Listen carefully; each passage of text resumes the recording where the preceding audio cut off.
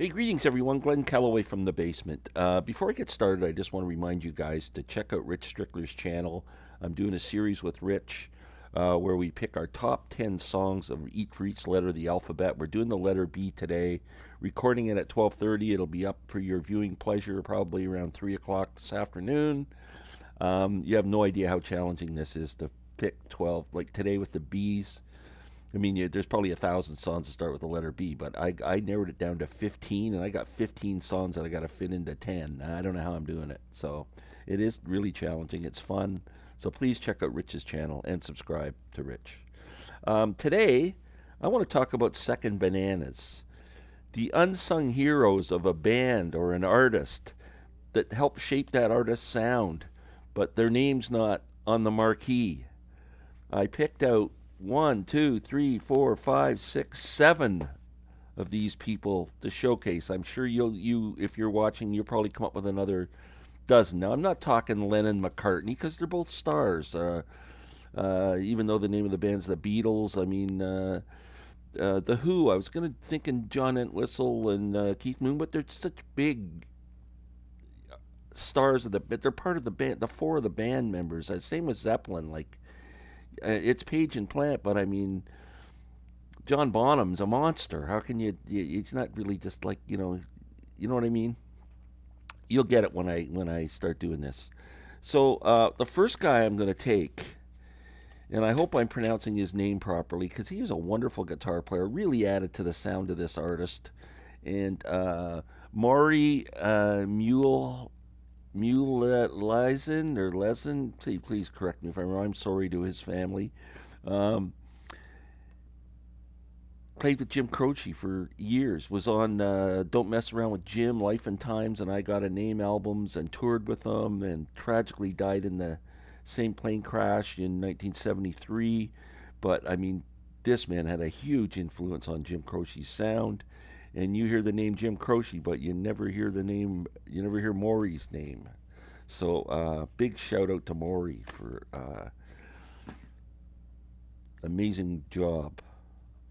Next, let's go with where'd it go?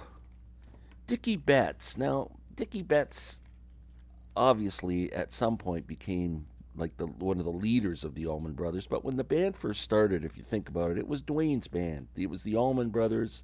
Dwayne Allman was the star. Dickie played some great stuff. Came up with In Memory of Elizabeth Reed, and but I mean this was Dwayne's band. And then so kudos to Dickie Betts for kind of hanging in there and playing some great stuff with a legend. And then Dwayne dies tragically, and Dickie just steps right up and plays all of Dwayne's parts, comes up with his own stuff, writes more songs. Just really, that band would not have existed without Dickie Betts. So after Dwayne died, he was like him and Greg were the stars of the show. There's no doubt about it. But I'm talking pre when Dwayne was still on Earth with us. Dickie Betts, man, he was amazing.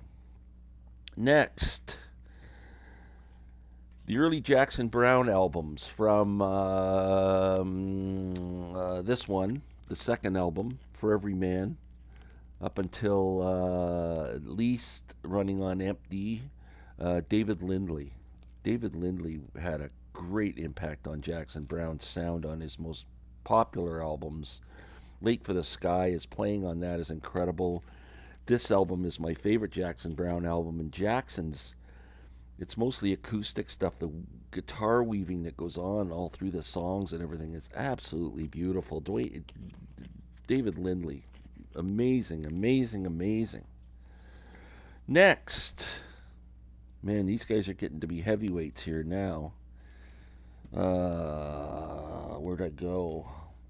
Martin Barr. Now, if you've heard the first Jethro Tull album, this was it Mick Abrams on guitar? It was like pretty much a blues album. Ian wanted to take the band in a different direction. Mick wanted to play blues. They split up, and he brings Martin Barr in and totally just changes the band. And I don't care. Martin Barr was an integral part of the sound of Jethro Tull, Aqualung, Benefit, Stand Up. I mean, come on, those albums, the guitar work in those albums is absolutely incredible. You always hear Jethro Tull, Ian Anderson, Jethro Tull, Ian Anderson, Martin Barr forged that sound as much as Ian did, and Martin gets big kudos from me. Next, the top three. I don't even know how to rank these. Tom Petty and the Heartbreakers.